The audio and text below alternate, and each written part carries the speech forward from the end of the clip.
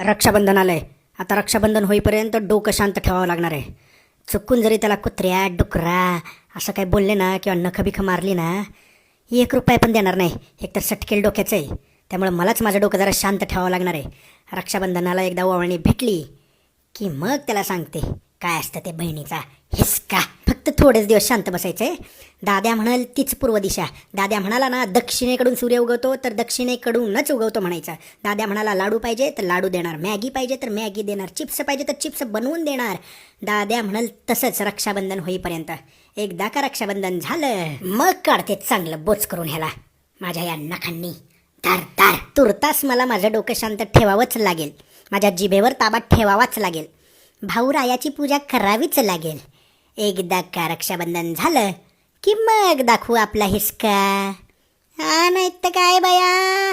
तोपर्यंत मनशांतीसाठी प्राणायाम करते.